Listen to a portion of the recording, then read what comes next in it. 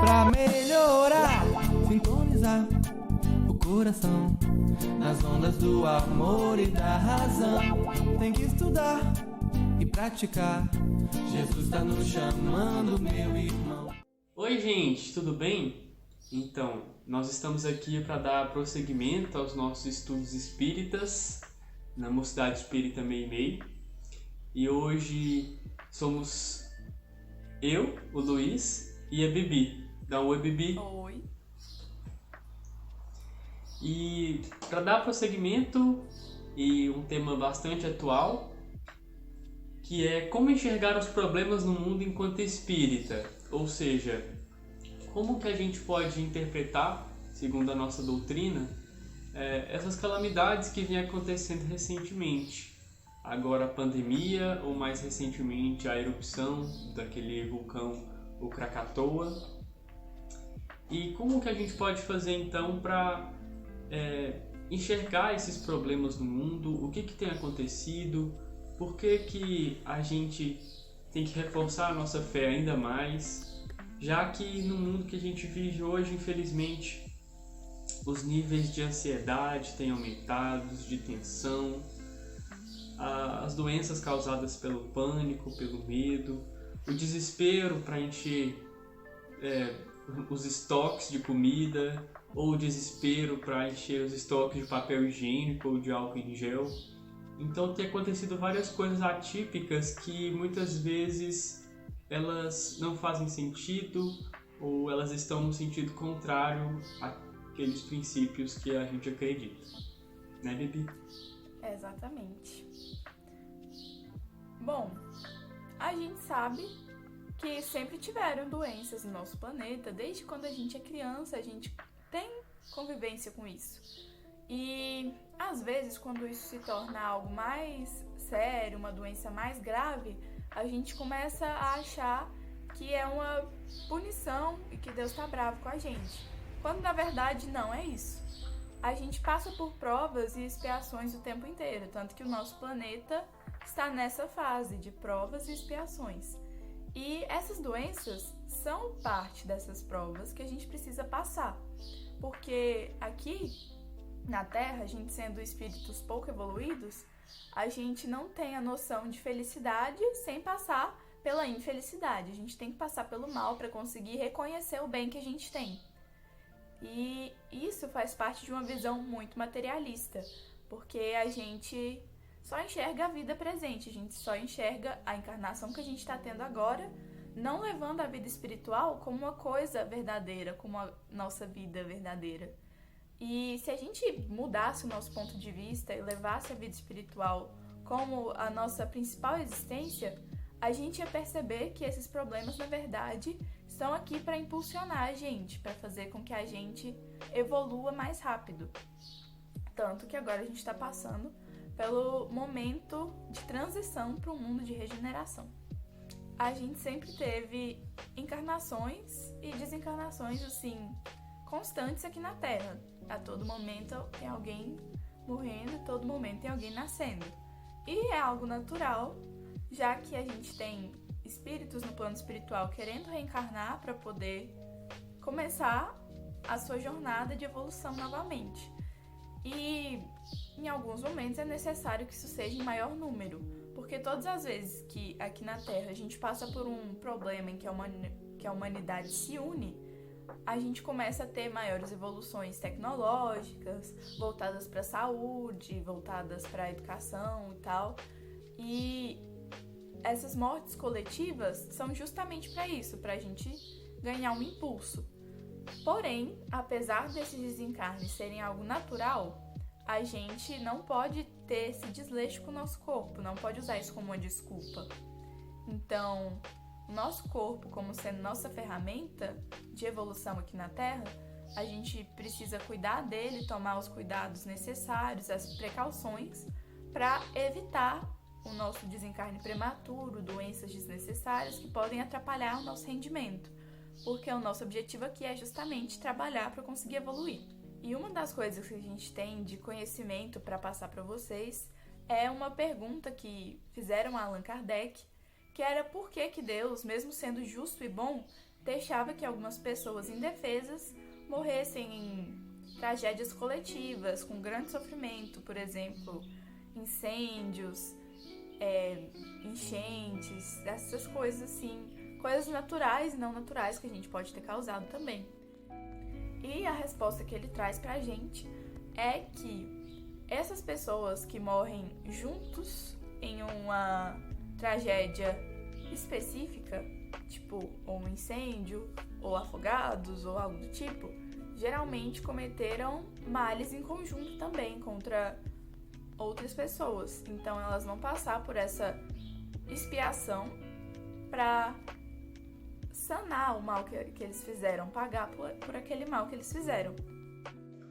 Sobre a pergunta da Bibi, é muito interessante mesmo a gente analisar esse ponto, porque a gente encara sempre o desencarne como a coisa mais triste da encarnação, quando na realidade para nós não é, né? Para nós a maior felicidade seria desencarnar e poder libertar o nosso corpo, poder nos tornar até mais leves mesmo e nos sentir melhores com o mundo, a gente ter os olhos para ver, os ouvidos para ouvir, então isso seria ainda mais feliz.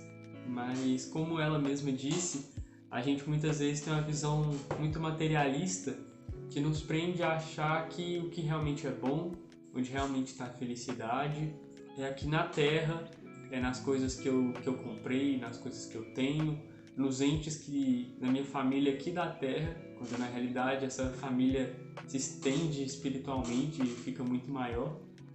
Então a gente tem que sempre pensar que essas pessoas muitas vezes elas passaram pela provação que elas já tinham aqui, elas já conseguiram cumprir as suas tarefas que elas já tinham sido reservadas, ou elas mesmas necessitam voltar para o plano espiritual para repensar o que elas erraram de novo e ter uma nova oportunidade no futuro de voltar e fazer diferente. E todos nós temos essas oportunidades várias vezes, que são as nossas encarnações. Bom, a partir disso, como então que a gente realmente observa o cenário da doença no nosso mundo? Lá no livro Os Mensageiros, de André Luiz, psicografado por Chico Xavier, no capítulo 40, os espíritos eles vão fazer uma trajetória rumo ao campo rural mesmo, e eles passam por um centro urbano no caminho. E ali, André Luiz, ele já está bastante envolvido com o trabalho espiritual, ele já está num pensamento diferente, ele já se sente bem melhor espiritualmente, mais leve, mais cercado de companhias boas, e ele revela que a sua visão está sendo dilatada, ou seja, ela está sendo ampliada, assim como seus outros sentidos. Então, ele começa a perceber que em volta dos grandes centros, das grandes aglomerações de pessoas, há bactérias mesmo, bactérias parasitas emitidas pela mente humana daquelas pessoas que muitas vezes estão em estado de vício ou obsessão, que elas vão circundando nosso globo terrestre, por onde quer que a gente passe. Então ele questiona o espírito Anacleto, que é o mentor dessa missão espiritual, ele questiona sobre aquilo, sobre se essas bactérias emitidas pela mente, elas realmente estão vivas, porque é isso que aparece.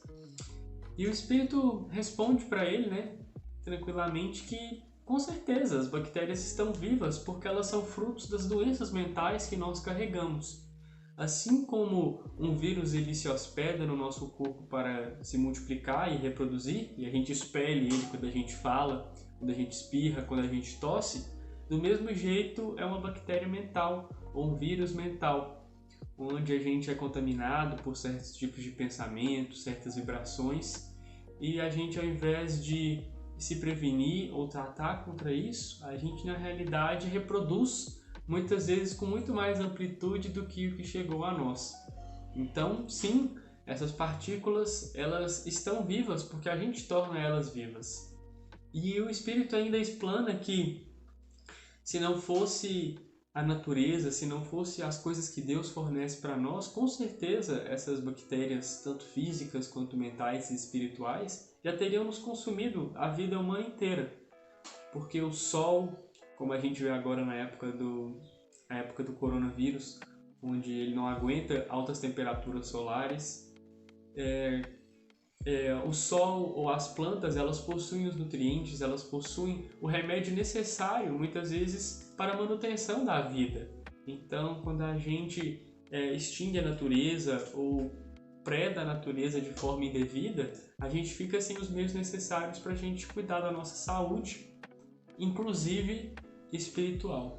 Tanto é que, se a gente for olhar por aí, existem vários artigos que mostram a importância, por exemplo, do açafrão ou do alho para aumentar a nossa imunidade contra vírus durante essa época, né? Então, com certeza, Deus nos proveu os meios ótimos de nos prevenirmos e de ficarmos bem aqui na Terra, mas isso também depende do nosso estado mental, que Ele também forneceu práticas muito boas para a gente, que no caso é a caridade ou o cultivo de bons pensamentos, de boas vibrações. Já que no livro Sinal Verde, o capítulo vem dizer sobre como que a gente deve se portar no lar. E eu acho isso muito interessante porque nessa época onde grande parte da população está reclusa, principalmente os jovens, né? A gente tem que se esforçar mais ainda para manter nossas boas relações no lar. Porque eu mesmo tenho convívio com meus pais 24 horas por dia, 7 dias por semana. Talvez não tanto, mas é mais ou menos isso que muitas pessoas têm vivido, muitos jovens igual a gente têm vivido. Então, como que a gente deve se portar? E aqui eu peguei alguns trechinhos. Então, a gente tem que tentar não agravar as preocupações em família, a gente tem que tentar colaborar nos problemas que surjam, conversas edificantes para a gente sempre manter a harmonia, a gente não ficar procurando comentar coisa que é inconveniente, que vai só atrapalhar, gerar tristeza ou gerar mais medo para a gente dentro de casa, porque essas coisas não vão gerar nenhum ganho. Tentar sempre elogiar, enaltecer o esforço, né, daqueles que querem sempre o nosso bem. Às vezes, assim, pequenos gestos que a gente muitas vezes não dá bola, a pessoa está tentando se aproximar da gente, demonstrar carinho, e a gente não observa. E sempre procurar não julgar, não apontar críticas, apesar de ser bem difícil, né, porque a gente ainda é muito intolerante, né? A gente tem muita falta de paciência. E eu falo por eu mesmo, não estou aqui falando que eu sou assim, vocês têm que me repetir, vocês têm que fazer igual eu. Não, é só que nós todos somos assim e a gente tem que tentar mesmo mudar.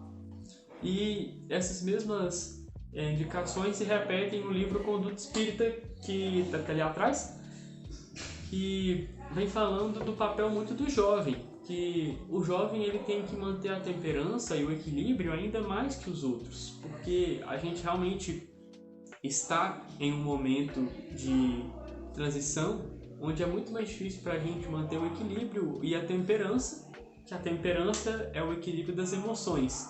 Então a gente tem que tentar mesmo cultivar isso na gente. A gente manter uma certa disciplina.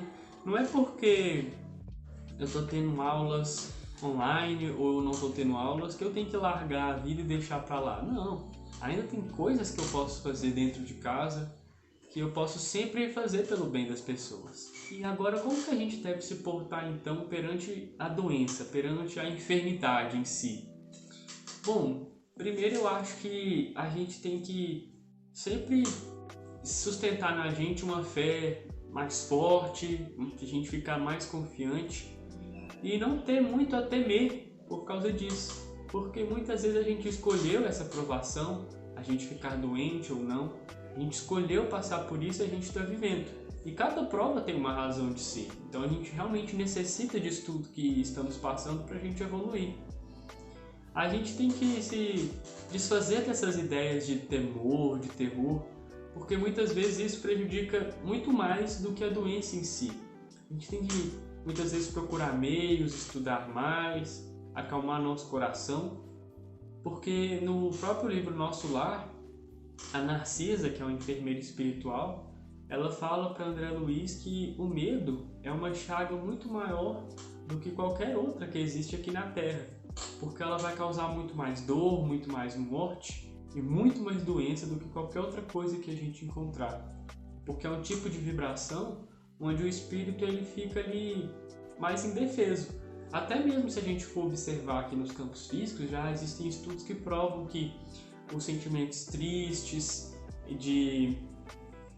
a falta de vontade, assim, de continuar perseverando, os sentimentos de medo, eles vão realmente reduzir a imunidade do nosso corpo, reduzir a resistência do nosso corpo. Então, a gente sabe que isso acontece porque é parte do espírito, e a gente sabe que toda doença ela começa primeiramente no espírito e ela se reflete no nosso corpo. Então a gente sempre tem que aproveitar esse momento para as lições, para sustentar cada vez mais a nossa fé, para a gente poder passar por esse momento tranquilo, né? E perante as pessoas doentes, a gente sempre tem que tentar manter uma esfera de pensamento positivo, de prece, porque realmente ajuda essas pessoas. Não adianta a gente pensar, nossa, a pessoa está doente, nossa, como a gente vê muitas vezes divulgado na mídia, os idosos que correm risco com coronavírus. Muita gente tem falado que o idoso que pega a doença, ele não tem mais chance, não sei o que. E muitos idosos têm ficado com medo, receio mesmo disso. Então a gente tem que tratar isso de forma natural. A gente não precisa mentir, não precisa ser insincero. A gente tem que ajudar, tem que esclarecer a pessoa que ela precisa ficar em casa mais do que os outros normalmente. Mas é também ajudar ela nesse momento, não é só falar para a pessoa que ela tem que ficar em casa, ela não pode sair, ela não pode entrar em contato com quem ela gosta e ao mesmo tempo deixar ela largada. Se a pessoa está passando por isso, então a gente tem que ajudar ela para que esse momento fique mais leve. Então, já que a gente tem tanta instrução sobre o que é e mais ou menos como agir, a gente trouxe mais algumas opções de ações que a gente pode ter durante esse período de isolamento e durante essa pandemia que a gente está vivendo. Então, aqui no Brasil, a gente tem a AME Brasil, que é a Associação Médico Espírita, que explicou pra gente mais ou menos como a gente pode agir dentro do meio espírita, como a gente pode trabalhar e tal. Então, a gente tem como aplicar passe à distância, igual a gente está fazendo aqui agora, dar aulas à distância pelo YouTube, pelo Facebook, Instagram. A gente está vendo um monte de lives de cantoras espíritas, Tim Vanessa, Amigos da Luz está tendo live também. Então a gente está tendo muitos artistas, palestrantes, espíritas mostrando pra gente que é possível continuar trabalhando, ajudando. E o principal durante esse período é realmente trabalhar e conseguir evoluir. A gente tem também um pronunciamento de Bezerra de Menezes a partir de Divaldo Franco. Bezerra fala pra gente que a gente precisa continuar nessa vibração de amor e de fé com Jesus para que a gente consiga passar por esse momento, continuando trabalhando, continuando empenhados na nossa tarefa como espíritas e como cristãos. Que a gente não precisa se sentir só, porque a gente não tá, a gente está sendo amparado o tempo inteiro pela espiritualidade amiga, e que esse momento vai passar e que ele tá aqui só para que a gente consiga evoluir. E como a gente viu durante toda a nossa fala de agora, o que a gente mais precisa reforçar mesmo é a fé e cultivar ela através das boas vibrações, principalmente da prece. A gente já veio um movimento que não é só espírita, de fazer orações todos os dias, e que acreditamos que realmente isso tem ajudado o nosso planeta, tem unido mais as pessoas, e a gente tem que realmente cultivar isso. Então, na nossa próxima aula a gente vai falar mais sobre a prece, sobre como fazer, o que fazer e sobre a sua importância, para que a gente possa então ficar cada vez mais confiantes e fazer ela da melhor maneira possível para a gente poder fazer a nossa parte enquanto a gente passa por esse momento difícil. Então, pessoal, muito obrigado por assistir o vídeo até aqui. A gente fica muito feliz com isso. E não deixe de acompanhar a gente em todas as redes sociais, Instagram, Facebook, YouTube. Deixar o sinal do gostei e continuar divulgando o vídeo para quem ainda não conhece, quem ainda não assistiu. Tá bom? Muito obrigado. Até mais. Pra melhorar, sintonizar o coração nas ondas do amor e da razão. Tem que estudar e praticar. Jesus tá nos chamando, meu irmão.